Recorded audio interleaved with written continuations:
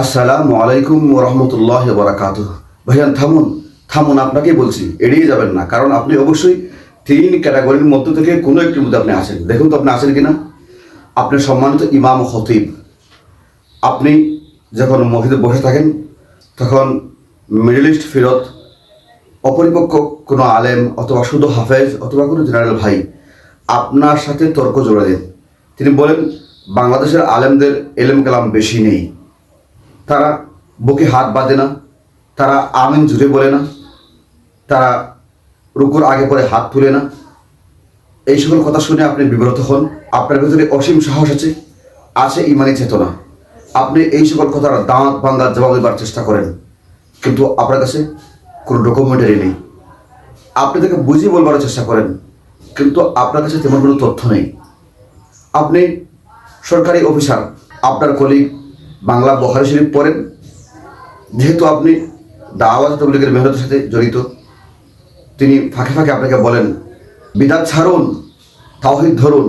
আপনি এই সকল কথা শুনে মনে কষ্ট লাগে, কিন্তু যেহেতু ইতিপূর্বে আপনি এই বিষয় নিয়ে কোনো গবেষণা করেননি, আপনি ইগনোর করে চলে যান। কিন্তু আপনার বন্ধু, আপনার কলিগ নাসির বন্দা, তিনি বারবার আপনাকে এক কথা রিপিট করেন, আপনি কষ্ট পান। আপনি ছাত্র তরুণ, আপনার মনে প্রশ্ন, আসলে কি নবীজি থাকতে, নবীজির আদর্শ থাকতে সাহাবায়ে কেরামকে মানতে হবে? তারা সত্যের মক্কাটি? আসলে কি 1000 বছর পরে হাদিস সংরক্ষিত আছে, হাদিস মানতে হবে? আসলে কি মাযহাব মানতে হবে? নবীজির মাযহাব কি ছিল? সাহাবায়ে কেরামের মাযহাব কি ছিল? তারা কি মাযহাব মানতেন? এই সকল প্রশ্ন যাদের হৃদয়ে উকি দিয়েছে, আপনাদের জন্য তাহসিরুল হাদিস এই কিতাবে আমরা সুস্পষ্ট করে উল্লেখ করে দিয়েছি। আপনি কেন সাহাবায়ে কেরামকে সত্যের মক্কাটি মানবেন? আপনি কেন মাযহাব মানবেন? আপনি কেন হাদিসকে স্বীকার করবেন, হাদিসকে মানবেন? আমরা তো একেবারে প্রথম পৃষ্ঠা থেকে নিয়ে 164 পৃষ্ঠা পর্যন্ত হয়তো দেখতে পাচ্ছেন ছাত্রদের জন্য নুখবাতুল ফিকরে 75 প্রকার হাদিস উল্লেখ করা আছে, কিন্তু একটু কঠিন আরবি ভাষায় হওয়ার কারণে অনেক ছাত্র ভাইদের জন্য কষ্টকর হয়। সেই কারণে 75 প্রকার হাদিসের পরিচয়, প্রত্যেকটার সংজ্ঞা, প্রত্যেকটার আবেদনিক অর্থ, পারিভাষিক অর্থ, প্রত্যেকটার প্রকার, প্রত্যেকটার উদাহরণ, প্রত্যেকটার হুকুম এমনভাবে উল্লেখ করে দিয়েছি যাতে একজন ছাত্র এই কিতাব পড়লে পরে নুখবাতুল ফিকরের কঠিন বিষয়টা তার জন্য আর কঠিন থাকে না। এরপরে 165 পৃষ্ঠা থেকে নিয়ে 77 পৃষ্ঠা পর্যন্ত আর সাহাবাতু কুল্লুহুম উদুল এই বিষয়টি উল্লেখ করেছি। সাহাবায়ে কেরাম যে সত্যের মাপকাঠি, সাহাবায়ে কেরামকে যে মানতে হবে, তারা যে মান্যবর, তাদেরকে মানা প্রয়োজন, এই বিষয়টি উল্লেখ করেছি। এখানে আমরা 10টি কোরআনে কারিমের আয়াত, 10টি হাদিস এবং 10টি ইজমার উদ্ধৃতি এবং 10টি যুক্তি সহকারে 40টি দলিল দিয়ে সাহাবায়ে কেরাম যে সত্যের মক্কাটি, তাদেরকে যে মানতে হবে, এই বিষয়টি আমরা সুস্পষ্ট করে উল্লেখ করে দিয়েছি।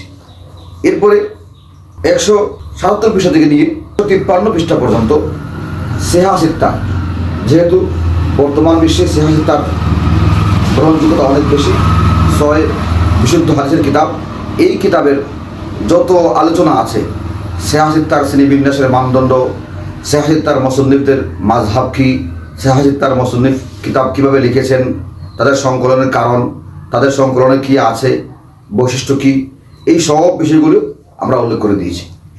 এরপরে 254 থেকে নিয়ে 270 পৃষ্ঠা পর্যন্ত এখানে আমরা হাদিস অস্বীকারের বিভ্রান্তি, যে সকল লোকেরা হাদিস মানতে চায় না, বলে 1000 বছর পরে হাদিস সংরক্ষিত নেই, মানতে হবে না, যারা নিজেকে আহলে কোরআন হিসেবে উপস্থাপন করতে চায়, তারা বলতে চায় আমরা কোরআন মানি, হাদিস মানি না। এদের অনেকগুলি বাহানা, প্রতারণা আছে, তারা আমরা সবগুলি গণিত দেখেছি। মোট 6টি বড় বড় প্রতারণার আশ্রয় তারা নিয়ে থাকে। এই সবগুলি একটা একটা করে সবগুলি প্রতারণা উল্লেখ করেছি এবং সবগুলোর দাগ ভাঙ্গার জবাব দিয়েছি, এবং কোরআন এবং হাদিসের আলোকে যুক্তি নিরিখে আকলি এবং নকলি দলিল দিয়ে হাদিসকে মানতে হবে, এই কথাটা এমনভাবে উপস্থাপন করেছি আহলে কোরআনের কোনো সদস্য যদি এটা পড়ে তাহলে তার ব্রেইন ওয়াশ হওয়ার জন্য এটাই যথেষ্ট। আর এমন কোনো লোকের পাল্লা যদি আপনি বলেন, তাহলে আপনি তাকে দাঁত ভাঙ্গা জবাব দিতে আপনি সক্ষম হবেন ইনশাআল্লাহ। এরপরে 271 পৃষ্ঠা থেকে নিয়ে 299 পৃষ্ঠা পর্যন্ত সাহাবি, তাবেঈ, তবে তাবেঈ এবং রাবি এবং মুসান্নিফ যারা হাদিস লিখেছেন, হাদিসের কিতাব লিখেছেন, তাদের জীবনী উল্লেখ করেছি। শতাধিক সাহাবি, তাবেঈ, রাবি এবং মুসান্নিফের জীবনী এখানে আছে। এরপরে 300 পৃষ্ঠা থেকে নিয়ে 408 পৃষ্ঠা পর্যন্ত, গোটা 8 পৃষ্ঠা পর্যন্ত আমরা তাকলিদ আইম্মা বা ইমামগণের অনুসরণ দেখতে পাচ্ছেন। ইমামগণের অনুসরণ, কেন আমরা মাযহাব মানব, আমরা মাযহাবের কোনো ইমামকে কেন অনুসরণ করব, নবীজি থাকতে, সাহাবে কেরাম থাকতে আমরা কেন ইমামদের অনুসরণ করব, সেই বিষয়ে আমরা বিস্তারিত আলোচনা 108 পৃষ্ঠা জুড়ে করেছি। কারণ আমরা চেয়েছি যে সকল ভাইয়েরা মাযহাব মানতে চায় না, তারা যে সকল অভিযোগ, অনুযোগ এবং আপত্তি করে থাকেন, যে সকল অজুহাত তারা উপস্থাপন করেন, সবগুলো বাহানার আমরা জবাব দেওয়ার চেষ্টা করেছি। সাথে সাথে যারা মাযহাব মানতে চায় না, তাদের গোড়া কোথায়, ইংরেজদের সাথে তাদের সম্পর্ক কি, কাদিয়ানিদের সাথে তাদের সম্পর্ক কি, কাদিয়ানির বিয়ে কে পড়িয়েছিল, কোন আলেম পড়িয়েছিল, আহলে সুন্নাত ওয়াল জামাতের কোনো আলেম নাকি লামাযাবি আলেম, এই সবিস্তারে এই বিষয়গুলো উল্লেখ করে দিয়েছি। এরপরে 408 পৃষ্ঠা থেকে নিয়ে 448 পৃষ্ঠা পর্যন্ত 40 পৃষ্ঠা জুড়ে আমরা উলুমে হাদিসের ফতোয়ার কিতাব বলা যায়, শেখ আব্দুল্লাহ মুহাদ্দিস রহমতুল্লাহ আলাইহির সেই মুকদ্দিমাকে আমরা একবারে আরবিতে হরকত দিয়ে তার মর্ম উদ্ধার করা অনুবাদ দিয়ে দিয়েছি, যাতে করে ছাত্র ভাইয়েরা যারা একটু দুর্বল আছেন তারা সহজে এটা পড়বেন এবং পরে পরে তারা অর্থ উদ্ধার করবেন, মর্ম উদ্ধার করবেন এবং বুঝতে পারবেন। যদি তারা লম্বা করে, বিশেষ করে গোটা কিতাব না পড়তে পারেন বা বড় কোনো কিতাব না পড়তে পারেন, কমপক্ষে এই 40 পৃষ্ঠা পড়লে উলুমে হাদিস সম্পর্কে তার একটা ভালো ধারণা হয়ে যাবে। আর অনেকেই কিতাবের অবস্থা জানতে চান, কিতাবে দেখতে পাচ্ছেন গ্লোসি পেপারের উপর ম্যাট স্পট ডিজাইন করে দিয়েছি, যে কারণে এই যে এখানে এই লেখার উপর হাত দিলে একটু উঁচু উঁচু ভাব লাগে এবং গ্লিজ দিচ্ছে, এই দেখতে পাচ্ছেন গ্লিজ দিচ্ছে, হ্যাঁ, ও সামনেও এবং পিছনেও। হার্ড কভার 65 গ্রাম কাগজ, ক্রিম কালারের কাগজ। এখানে কিন্তু আবার এই দেখতে পাচ্ছেন এখানে পেন কাপড় দিয়ে বাঁধাই করা হয়েছে, এখানেও এই যে দেখুন সামনেও বাঁধাই করা হয়েছে। এখানে 448 পৃষ্ঠা আছে, 7 ইঞ্চি বাই 9 ইঞ্চি তার মাপ হচ্ছে, ওজন হয়েছে 985 গ্রাম। আমার মনে হয় এই কিতাবের ডিজাইন, কিতাবের পরিমাপ, কিতাবের ওজন এবং কিতাব সম্পর্কে যা বলার আমি বলে দিয়েছি। যাদের প্রয়োজন ইনশাআল্লাহ অর্ডার করে ফেলবেন। আমরা চাই আপনি ঈদের বন্ধে সবচেয়ে বেশি আনন্দঘন পরিবেশ তৈরি করবেন যদি আপনি আপনার জ্ঞান ভাণ্ডারকে সমৃদ্ধ করতে পারেন। আসন্ন ঈদুল আজহায় ছুটিতে, বন্ধে সময়টিকে আপনি আপনার ব্রেন সমৃদ্ধকরণে, আপনার জ্ঞান ভাণ্ডারকে সমৃদ্ধকরণে কাজে লাগাবার জন্য আমরা আপনাকে সাজেস্ট করছি। আপনি তাহসিন হাদিস পড়ুন, আপনার জ্ঞানকে সমৃদ্ধ করুন, আপনার বিদ্যা বুদ্ধিকে সমৃদ্ধ করুন এবং যে সকল প্রতিপক্ষ আপনাকে ঘায়েল করার জন্য বসে আছে, আপনি যাদের কারণে কোনটা হয়ে আছেন, যাদেরকে জবাব দিতে পারছেন না, যারা আপনাকে অনবরত প্রেশার ক্রিয়েট করছেন, আপনি তাদের সামনে সীসার আলা ফাঁসির মতো দাঁড়িয়ে যাবেন ইনশাআল্লাহ। বুক ভরা সাহস নিয়ে, হৃদয় ভরা জ্ঞান নিয়ে তাদের মোকাবেলা করতে পারবেন ইনশাআল্লাহ। আসসালামু আলাইকুম ওয়া রাহমাতুল্লাহি ওয়া বারাকাতুহু। যারা দেখতে চান তাহসিনুল হাদিসের ভিতরে কী আছে, সূচিপত্র একটু দেখতে পারেন। সূচিপত্রে আমরা যা উল্লেখ করেছি সবগুলো বলতে পারবো না, আপনারা আস্তে আস্তে দেখে নেবেন, কারণ দীর্ঘ 22 পৃষ্ঠা জুড়ে সূচিপত্র আছে। এই কারণে এই সূচিপত্র আপনি দেখে নেবেন। যারা ভিডিও দেখবেন তারা একটু পজ করেও দেখে নিতে পারবেন এবং এই ফাঁকে আমার কথাগুলো শুনবেন। আমি জরুরি কিছু কথা বলছি। এই কিতাব মূলত আমার দীর্ঘ 24 থেকে 26 বছরের সাধনার ফসল।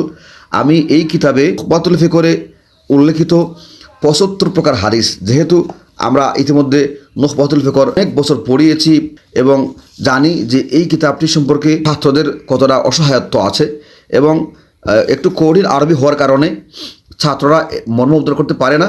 এই জন্য আমি চাইলাম যে এই কিতাবে যা আছে তা যদি বাংলা ভাষায় আমি উপস্থাপন করে ফেলি তাহলে ছাত্রদের জন্য সহজ হবে। যারা হাদিস সম্পর্কে জানতে চায় বাংলা ভাষাভাষী তাদের জন্য সহজ হবে। এই কারণে হয়তো আমি দেখেছি কিতাব অনেক গুণ বেশি রেসপন্স পেয়েছি। আমি ডাক্তার, মাস্টার, ইঞ্জিনিয়ার, প্রফেসর, গবেষক এইরকম লোকদের কাছ থেকে তারা কিতাবটি নিচ্ছেন যেহেতু বাংলা ভাষায়।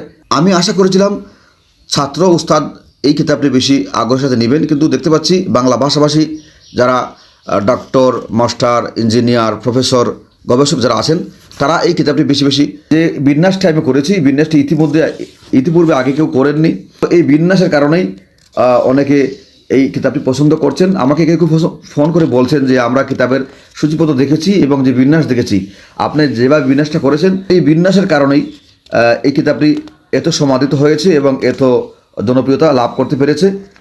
সুতরাং আমরা এই কিতাবটি থেকে যে বিষয়গুলি এখানে পাবো, আমার মনে হয় যদি আপনি ইমাম অথবা খতিব হয়ে থাকেন, আপনার যে মুসল্লি আপনাকে ডিস্টার্ব করে, আপনাকে সাহাবা কেরামের সত্যের বামকাঠি হওয়া নিয়ে আপনার সাথে তর্ক জুড়ে দেয়, মাযহাব মানা নিয়ে আপনার সাথে তর্ক জুড়ে দেয়, হাদিস মানতে হবে কি না এই নিয়ে তর্ক জুড়ে দেয়, এছাড়া মিডল ইস্ট ফেরত যে সকল অপরিপক্ক আলেম অথবা হাফেজে কোরআন অথবা কোনো জেনারেল ভাই আপনার সাথে তর্ক জুড়ে দেন, আপনি তাদেরকে কমপক্ষে সান্ত্বনার সাথে বুঝিয়ে বলার জন্য যথেষ্ট পরিমাণ রসদ, তথ্য এখানে পেয়ে যাবেন ইনশাআল্লাহ। আপনি আর হীনমন্যতায় ভুগবেন না। এবং আমরা চাই আপনি এই ঈদের বন্ধ আপনি একটা আনন্দ ঘন পরিবেশে আপনার জ্ঞানকে সমৃদ্ধ করার জন্য, আপনার জ্ঞান ভাণ্ডারকে, আপনার জানাকে, আপনার অভিজ্ঞতাকে সমৃদ্ধ এবং শানিত করার জন্য আপনি এই কিতাবটি সংগ্রহ করবেন। আসসালামু আলাইকুম ওয়া রাহমাতুল্লাহি ওয়া বারাকাতুহু।